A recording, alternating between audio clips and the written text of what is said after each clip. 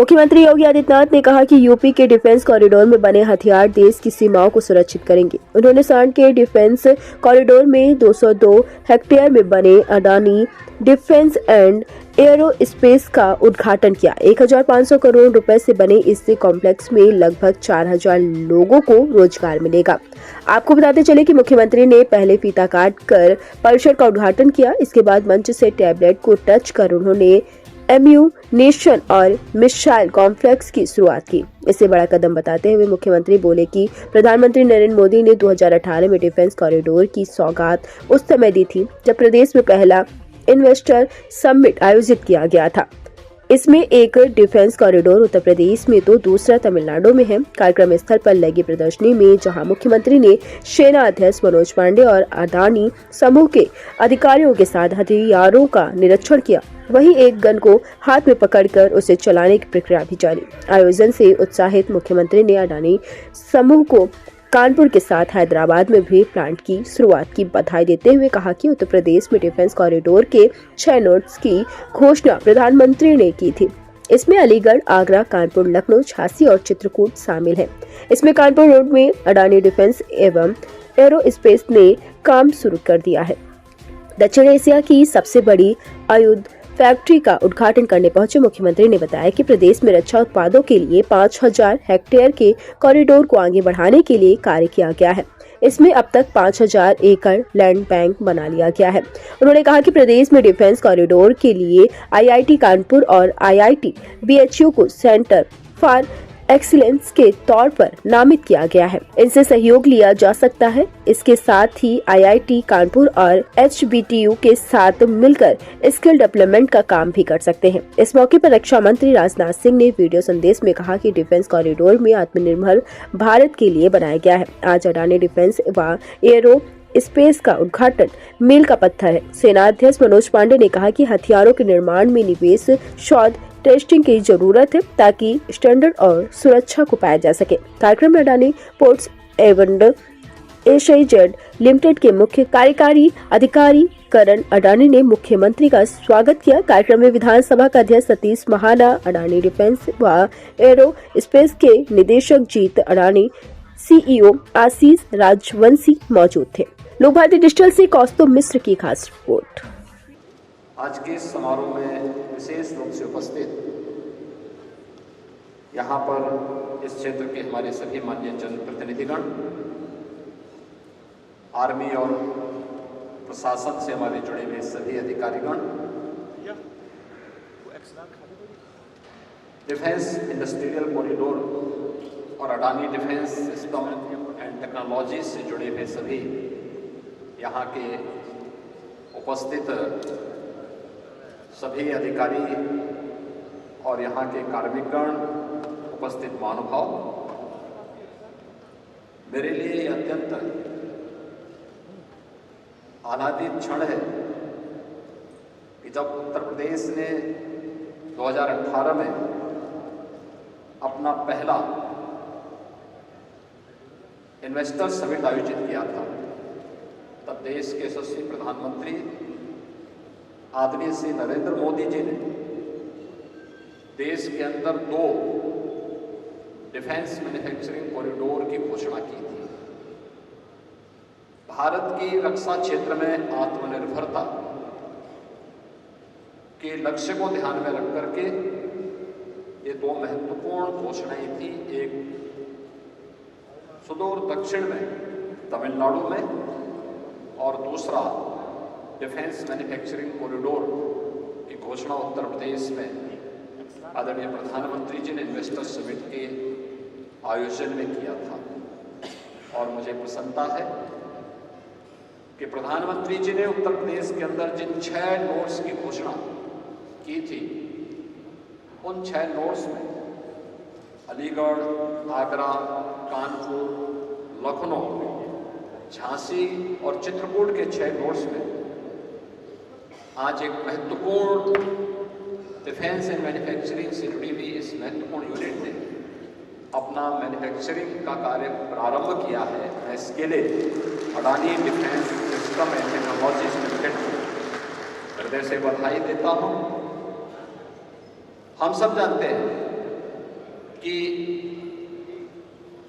उत्तर प्रदेश ने defence manufacturing corridor के लिए 5000 हेक्टेयर के एक बड़े लैंड बैंक को बनाने की कार्रवाई को आगे बढ़ाया है, और जिसमें से हमारे पास अब तक लगभग 5000 एकड़ लैंड हम लोगों ने लैंड बैंक के रूप में प्राप्त किया है, जिसमें अलग अलग नोड्स पे कार्य प्रारंभ हुआ है।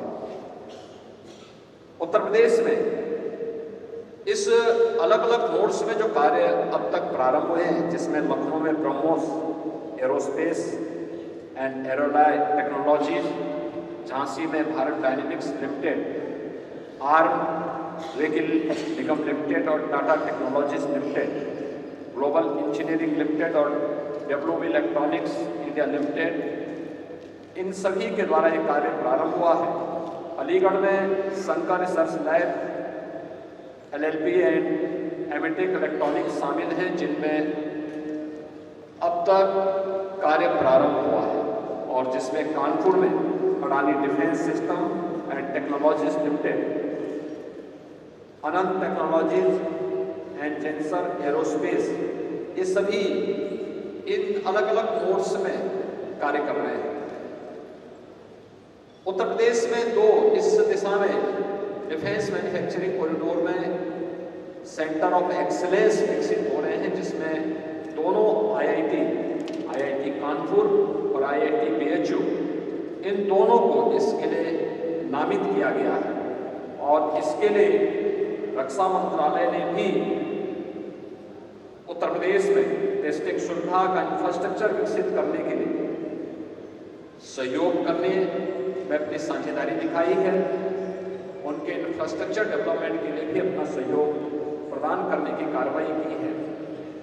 उत्तर प्रदेश में डिफेंस कॉरिडोर में डिफेंस एंड एरोस्पेस सेक्टर की MSME एंड स्टार्टअप की विशिष्ट जरूरतों को पूरा करने के लिए जो भी सहयोग की आवश्यकता पड़ती है, उसके लिए एक अनुकूल वातावरण प्रदेश के अंदर बनाने का कार्य हुआ है, और इसके पीछे का उद्देश्य भारत को सुरक्षा के क्षेत्र में न केवल आत्मनिर्भरता, बल्कि इसके माध्यम से हम न केवल अपनी स्वयं की आवश्यकताओं की पूर्ति कर सके, बल्कि देश की सुरक्षा और आंतरिक सुरक्षा की स्थिति को सुदृढ़ बनाने के साथ साथ इस क्षेत्र में जो दुनिया की आवश्यकता है, उन आवश्यकताओं की पूर्ति करने में भी भारत अपना योगदान दे सके, इसके लिए उत्तर प्रदेश का यह एक महत्वपूर्ण केंद्र जो 6 कोर्स में विकसित हो रहा है, यह एक मील का पत्थर साबित होगा,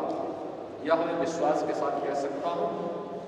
आज उत्तर प्रदेश देश के अंदर देश के डेवलपमेंट में और भारत की आर्थिक उन्नति में ब्रेकर नहीं बल्कि ब्रेक थ्रू का काम कर रहा है। यह वही उत्तर प्रदेश है जिसमें 2017 के पहले जिस उत्तर प्रदेश को देश के विकास की सबसे बड़ी बाधा माना जाता था, आज यह उत्तर प्रदेश आदरणीय प्रधानमंत्री जी के मार्गदर्शन में सर्वांगीण विकास के नित्य नए प्रतिमान स्थापित कर रहा है। अभी आपने देखा होगा 19 फरवरी को ही प्रधानमंत्री मोदी जी स्वयं प्रदेश की राजधानी लखनऊ में आए थे। गत वर्ष हम लोगों ने प्रदेश का ग्लोबल इन्वेस्टर समिट आयोजित किया।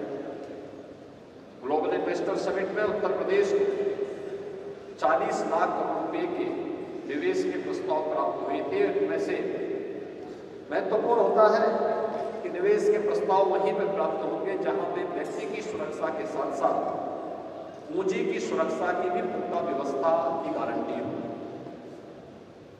जिस प्रदेश में पहले कोई निवेश नहीं करना चाहता था, मुझे याद है आज उत्तर प्रदेश विधानसभा के हमारे स्पीकर श्री सतीश महाना जी 2017 में प्रदेश के औद्योगिक विकास के हमारे मंत्री थे, और पहले इन्वेस्टर समिट में के समय इन लोगों को आशंका थी कि यूपी में सचमुच कोई आएगा कि नहीं आएगा, क्योंकि वातावरण बहुत खराब था। डिफेंस कॉरिडोर की बात तो दूर, हाँ 2017 के पहले उत्तर प्रदेश के अंदर जगह जगह तमंचे जरूर लहराए जाते थे, लेकिन आज तमंचे नहीं बल्कि हम टेक्नोलॉजी का बेहतरीन उपयोग कर रहे हैं। और आज उत्तर प्रदेश के नौजवानों के हाथों में तमंचे की जगह टैबलेट देखने को जरूर मिलता है। बदली भी और एक नई उत्तर प्रदेश में जहां 2017 के पहले रंगदारी वसूली की जाती थी, आज रंगदारी नहीं बल्कि पीएम स्वनिधि योजना उत्तर प्रदेश के उन छोटे छोटे व्यापारियों के लिए आर्थिक स्वावलंबन का आधार बन रही है। जो उत्तर प्रदेश में पहले दंगे होते थे, आज उत्तर प्रदेश के युवाओं के लिए खेल की एक नई संस्कृति को विकसित करके दंगल जैसी प्रतियोगिताओं के माध्यम से उन्हें गोल्ड मेडल जीतने के लिए ओलंपिक में या एशियन गेम्स में गोल्ड मेडल जीतने के एक नए अवसर उत्तर प्रदेश प्रदान कर रहा है। और जहां कर्फ्यू लगता था, आज शानदार तरीके से कांवड़ यात्राएं उत्तर प्रदेश की एक उत्सव प्रदेश के रूप में बदलने का प्रयास कर रहा है। ये जो नई कार्य संस्कृति पैदा हुई है, इस बदले हुए परिवेश में हम सबको इसका लाभ लेना चाहिए। और अभी 19 फरवरी को प्रधानमंत्री जी का आगमन 10,24,000 करोड़ रुपए के निवेश के प्रस्तावों को जमीनी धरातल पर उतारने का कार्य एक साथ हम लोगों ने लखनऊ में आयोजित किया है। इंफ्रास्ट्रक्चर का जितना शानदार कार्य उत्तर प्रदेश के अंदर हुआ है, आज सबसे देश के अंदर 40% एक्सप्रेसवे यूपी के अंदर है। और गंगा एक्सप्रेसवे बनने के बाद देश के कुल 55% एक्सप्रेसवेज अकेले यूपी के अंदर है। एयर कनेक्टिविटी में उत्तर प्रदेश के अंदर बेहतरीन स्थिति। आज 9 एयरपोर्ट हमारे क्रियाशील हैं, जिनमें 4 इंटरनेशनल एयरपोर्ट हैं। 2017 के पहले केवल 2 एयरपोर्ट हमारे पास थे। अभी कुछ ही दिनों के बाद इसी मार्च के प्रथम सप्ताह में हमारा प्रयास है कि 10 नए एयरपोर्ट हम एक साथ चालू करेंगे उत्तर प्रदेश के अंदर।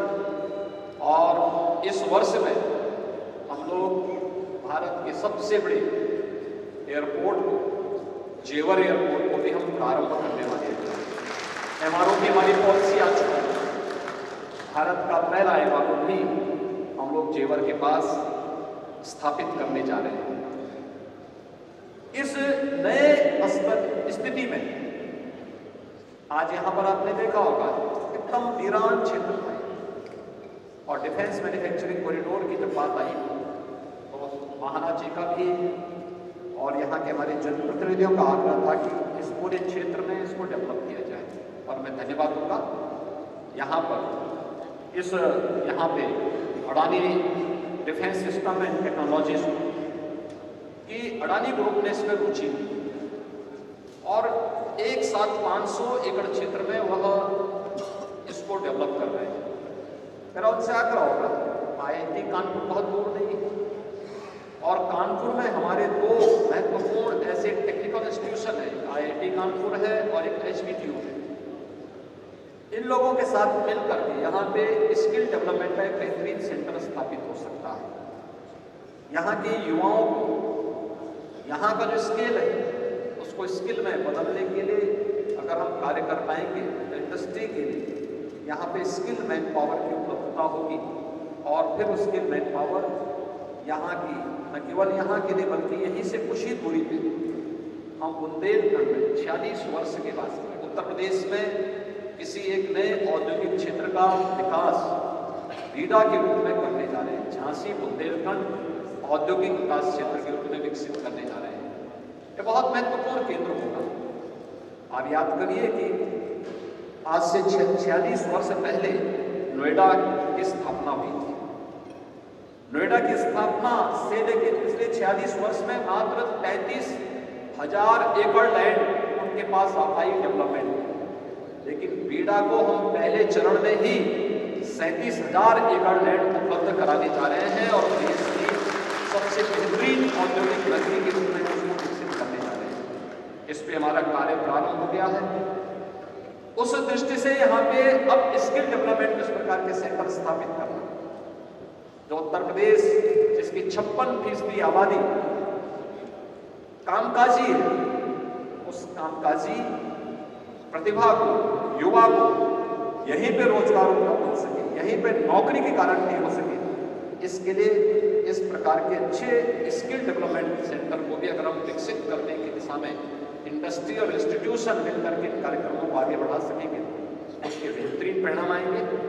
मुझे पूरा विश्वास है कि आज यहाँ पर अडानी ग्रुप के द्वारा डिफेंस सेक्टर से जुड़े हुए जिस महत्वपूर्ण संस्थान का कानपुर में और हैदराबाद में शुभारंभ हो रहा है, यानी केवल भारत की रक्षा क्षेत्र में आत्मनिर्भरता में योगदान की एक महत्वपूर्ण कड़ी होगी, बल्कि भारत के साथ साथ डिफेंस सेक्टर को, भारत को दुनिया का एक महत्वपूर्ण केंद्र के रूप में विकसित करने में भी एक बड़ी महत्वपूर्ण भूमिका का निर्वहन कर पाएगा।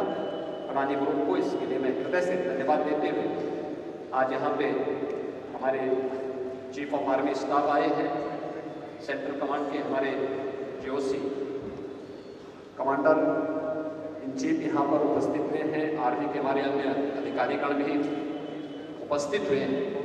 इन सब का मैं हृदय से अभिनंदन करता हूँ और विश्वास व्यक्त करता हूँ कि उनकी उपस्थिति हमारे युवाओं को डिफेंस क्षेत्र में आगे बढ़ने के लिए प्रेरित करेगी। एक बार फिर से आज के इस अवसर पर मैं अडानी ग्रुप को, यहाँ के अपने सभी जनप्रतिनिधियों को, कानपुर वासियों को और डिफेंस सेक्टर में जो भी लोग रुचि लेने के इच्छुक हैं, उन सबको इस सफलता के लिए हृदय से बधाई देता हूँ और विश्वास करता हूँ कि वे लोग भी अब अपने अपने रोल में एक स्वस्थ प्रतिस्पर्धा को आगे बढ़ा करके डिफेंस मैन्युफैक्चरिंग के पीछे प्रधानमंत्री जी की जो मंशा है, उस मंशा के अनुरूप अपना परिणाम हम सबके सामने प्रस्तुत करने का कार्य करेंगे। आप सबके प्रति मेरी शुभकामनाएं। धन्यवाद। जय हिंद।